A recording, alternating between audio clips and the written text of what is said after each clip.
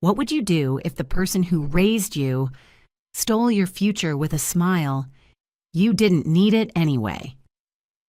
My father said, his voice casual through my phone speaker, like he hadn't just admitted to stealing my entire college fund.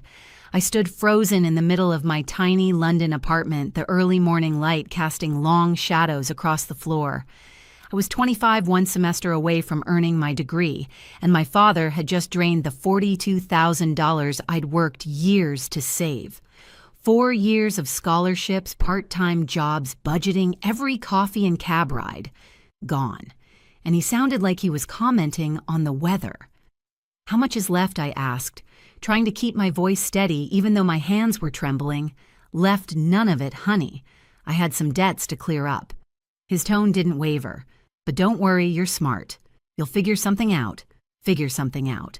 As if I hadn't already done that for years. As if being responsible was a flaw he could exploit. "I see," I said quietly. "That's my girl." He chuckled, mistaking my silence for acceptance. "Always practical. Listen, I gotta run meeting some friends for drinks." Drinks. With my future. I sat down at my desk, the one facing a cobbled street I'd fallen in love with during study abroad. The city that had once felt like a dream now felt like a trap. I had 3 months left in the UK, 3 months to find a way to pay for my last year or go home empty-handed, with nothing but a mountain of student debt and a broken promise. My phone buzzed again. A text from him.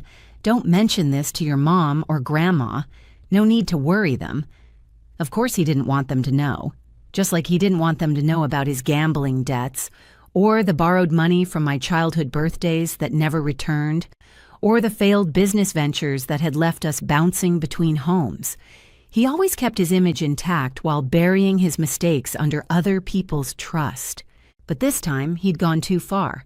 I opened my laptop. First documentation, bank statements, account history, every dollar I'd deposited since high school, every scholarship award, every withdrawal he'd made, then research, legal resources, financial aid, emergency funding, remote jobs, anything that could help me salvage the future he'd tried to erase. My father always thought I was soft because I didn't yell. He thought I was easy to manipulate because I didn't fight back, not out loud. But what he never realized was that my calm wasn't surrender. It was strategy. He thought he'd buried me. He had no idea I was about to grow roots, but I had no idea how deep his betrayal truly went. Legally, he had every right to access the account I told Emma, my roommate, as she stared at the bank statements scattered across our kitchen table. He was a co-signer. I never thought he'd actually use that against me. Emma looked at me like I'd told her I'd been mugged in broad daylight by my own family. "Your father stole $42,000, Vanessa," she said, her voice sharp with disbelief. "He didn't access anything he robbed you. She wasn't wrong. But the law didn't care about ethics when it came to shared accounts. I'd opened it at 17 with my father's name attached so I could get started on building credit. Back then, he'd promised, 'It's just paperwork, sweetheart. I won't touch a dime.' I believed him. Of course I did. I was 17 and naive and still believed in fathers. Now all I had left was screenshots and shattered illusions. I didn't cry. Not then. Not when I found out.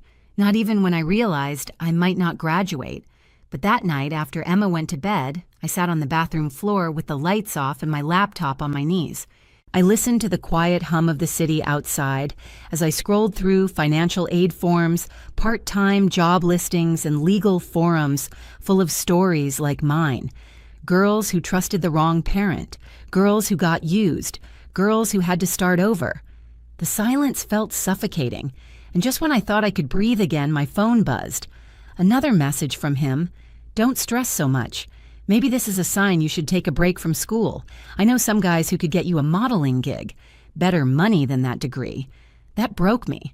Not because of what he said, but because he believed it. Because after all these years, after every GPA I maintained, every hour I'd worked, every night I'd studied until my eyes ached, he still thought my value was in my looks, not my mind, not my drive, not my future.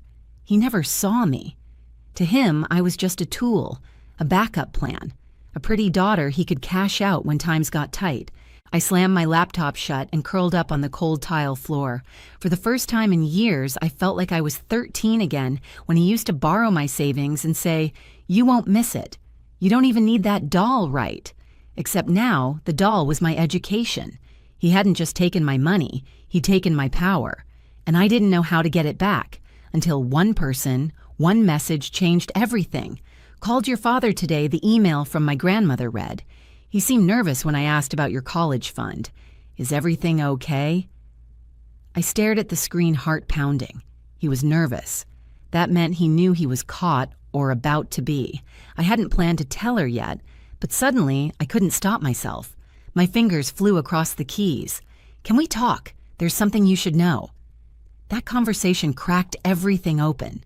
My grandmother, the one who'd taught me to write thank you notes, who used to slip extra money into my coat pockets during holidays, who'd always asked about my classes first. Not my love life, was furious. "That man has gone too far," she said, fire in her voice, stealing from his own daughter. "This ends now." We scheduled a video call the next evening. She brought in my mom and my Aunt Sarah, the only lawyer in the family. I watched their faces go from confusion to horror to rage. My mom's hand shook as she read the text messages I'd forwarded. "I had no idea," she whispered. "He told me you'd taken a break from school, that you were tired, that you wanted to come home." Of course he had. He always had a version of the truth that made him the good guy. But now the truth had witnesses.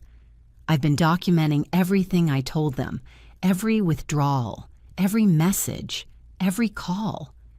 My Aunt Sarah leaned forward. "He was a co-signer, yes, but we might have a case. Especially if he acknowledged the money was meant for school."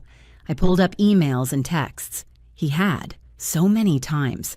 Casual little phrases like, "Don't worry, I'll put it back soon," or "You know it's for your future." Perfect. Sarah said, eyes narrowing like a litigator in court. Not legally binding, but excellent leverage. That night, a plan began to form. My grandmother would call him, let him know we knew. Sarah would draft a formal demand letter, and my mom, after years of hesitation, would finally file for divorce. "He's always underestimated you," Grandma said. "Time to show him who he really raised." The shift was subtle but seismic. For the first time in weeks, I felt my spine straighten. My breath deepened. I wasn't alone. I had a team. I had evidence. I had fire. When my father called again, his tone was careful. "Your grandmother seemed upset. You didn't tell her anything, did you?" I kept my voice even. "About what, Dad, the college fund you stole? Or how little you think of my future?" Silence. Then now. "Princess, let's not be dramatic. Don't call me Princess. Don't call me at all. From now on, everything goes through Aunt Sarah. Sarah." "Why would she be?" "She's a lawyer, and you're about to need one." He thought I was bluffing. He had no idea the avalanche that was coming. "You're blowing this out of proportion," he texted.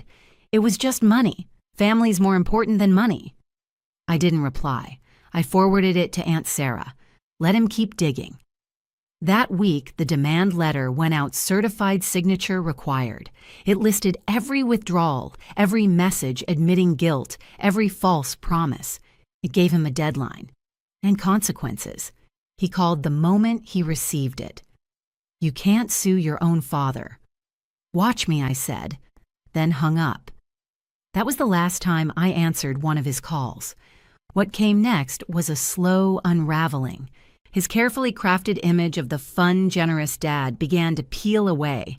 Family members started calling ones I hadn't spoken to in years. "I can't believe he did this to you," one said. "He borrowed from my daughter's birthday fund, too," said another. My cousin Jake messaged, "Remember when he said our college money was safe with him? Guess we know what that meant." Turns out I wasn't the first. I was just the first to push back. Grandma banned him from her house. Mom filed for divorce on grounds of financial infidelity, among other things. And Sarah went to war. She discovered he'd purchased a brand new car 2 months earlier, posted vacation photos from Aruba, maintained a country club membership, still paying monthly dues. "He's not broke," she said, flipping through statements. "He's just a liar, and he's about to be held accountable." We filed a motion to freeze assets tied to my college fund withdrawals. It wasn't everything, but it was a start. Meanwhile, I transferred every cent I had left to a new bank, changed passwords, closed every joint account. My name and his would never share another document again. Through my university's emergency financial aid office, I explained my situation, leaving out no detail. The woman on the other end of the call paused before saying, "We've heard stories like yours, but rarely this bad." They offered me temporary relief and helped set up a deferred tuition plan. And then quietly, without making it about pride or payback, my grandmother stepped in. "Unlike your father," she said, sliding a check across our video call screen, "I understand the value of education and promises. I didn't want to take it, but I needed to, and she wanted me to succeed." In the following weeks, Gregory's texts went from arrogant to desperate. "You're ruining my life. This is destroying the family. I raised you better than this." Each one forwarded, documented, filed. When he tried to turn the younger cousins against me, telling them I was trying to bankrupt him out of spite, they forwarded those messages too. My file grew thicker, my resolve stronger. Every move I made was legal, strategic, calculated. He'd taught me to survive chaos. Now I was turning that survival into control. But the real reckoning hadn't even begun.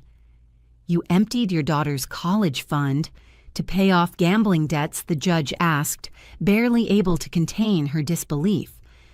The courtroom was silent except for the ticking of the overhead clock. Gregory stood there wringing his hands like a child caught stealing cookies, his usual smirk nowhere in sight. I was going to pay it back," he stammered. "Eventually. She's my daughter. We have an understanding." "Do you?" the judge replied, flipping through our submitted documents. "Because from where I'm sitting, it looks like you've spent 3 years avoiding work, defrauding relatives, and maintaining a luxury lifestyle off other people's money." That hearing was only for the divorce, but it was the first public shattering of the image he'd built for decades. Gregory, the fun-loving, misunderstood dad. Gregory, the charming risk-taker. Now Gregory, the thief. That same week, Aunt Sarah dropped the next bombshell. "We found the offshore account," she said, tossing a stack of printed statements on the table. "He's been funneling money for years under shell companies using fake consulting fees. So much for being broke. We sent the documents to every party involved as creditors, the university, even the court, handling Mom's divorce." Suddenly, the tone of every conversation changed. He wasn't just a manipulative father. He was a serial abuser of financial trust. Even his friends, those who had once defended him, backed away. A few called to apologize. One confessed Gregory had borrowed $15,000 from him for a real estate flip that never existed. Meanwhile, my life was rebuilding itself quietly and steadily. I'd landed a part-time job through a contact my grandmother arranged, an alumna of my university, who had once faced similar betrayal. She became a mentor of sorts. She said, "What your father did was wrong, but what you're doing now, that's power. You're not surviving, you're redirecting the damage." That stuck with me. Back home, the family was unraveling, but realigning too. We started having dinners without him. My cousins, once afraid to speak, began sharing their own stories of lies and manipulation. Even his sister, my Aunt Patricia, said he's been doing this for years. He used guilt like currency, but no more. By now, the demand letter had matured into a binding repayment agreement with interest. Court-backed, no wiggle room, monthly deductions from his paycheck. And because his schemes had dried up, Gregory had to get a real job, one he couldn't lie his way into or out of. The final reveal came from a social media post, one he didn't know I could see. He'd created a burner account under a fake name posting in a private group for entrepreneurs wronged by family. In the post, he painted himself as a victim of a daughter who turned cold and tried to ruin his life over a misunderstanding. The comments tore him apart. "You stole from her," someone replied. "That's not a misunderstanding, that's abuse." That thread was sent to our entire extended family. Silence followed, then support. He'd lost his last refuge, but I still had one final step before I could let go. The last payment hit my account on a Tuesday. $42,000 paid back to the cent, with interest. Attached to the transaction was a note, "Now can we be family again?" I didn't respond. I printed it, filed it with everything else, screenshots, bank records, texts, emails, all the fake apologies and twisted guilt trips. Not because I needed proof anymore, but because I never wanted to forget how far I'd come. I was no longer the daughter he could manipulate. I was the woman he underestimated and lost. That spring, I stood on the stage at my graduation in London in a navy suit and heels I'd bought myself. My grandmother sat in the front row, tears in her eyes, beaming. My mother held her hand free for the first time in decades. My Aunt Sarah gave me a proud nod from her seat beside them. He wasn't there. He tried to be sent messages begging for an invitation, calling my success our victory. I didn't even flinch when I read them, because my success was mine, built from the rubble of his betrayal. He tried to take everything from me, my future, my independence, my worth, and in doing so, he handed me the one thing he never meant to clarity. At my firm's annual charity gala, they asked me to speak about resilience. I didn't mention his name. I didn't have to. I spoke about what happens when trust is broken, about how sometimes the people who claim to love you most are the ones holding the knife, and how survival isn't enough, you have to rise.